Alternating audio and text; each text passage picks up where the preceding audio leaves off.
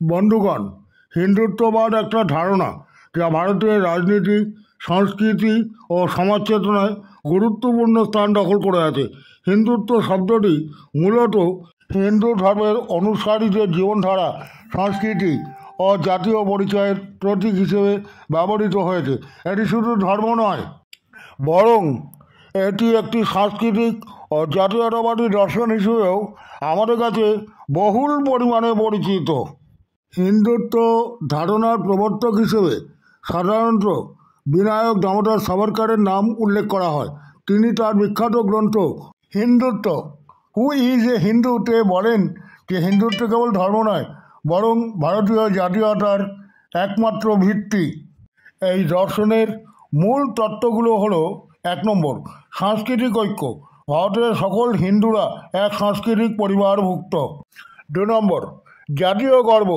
ভারতের ইতিহাস, ঐতিহ্য ও মূল্যবোধ রক্ষার জন্য হিন্দুদের ঐক্যবদ্ধ হওয়াটা প্রয়োজনীয়। 3 নম্বর, ধর্মীয় পুনর্জাগরণ।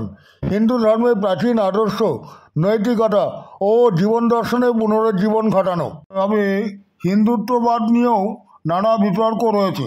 অনেকে মনে করেন এটি ভারতের বহু ধর্মীয় ও বহু সাংস্কৃতিক সমাজে বিভাজন সৃষ্টি করতে পারে।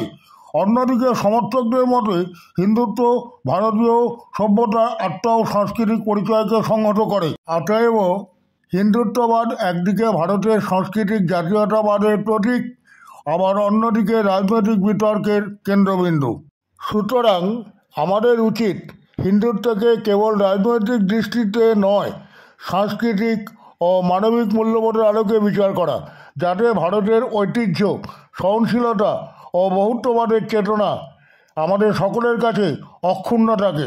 আশা রাখব সমস্ত হিন্দুর চেতনা হোক। জয় হিন্দ, বন্দে মাতরম, ভারত মাতা কি জয়, জয় ভারত রাষ্ট্রম।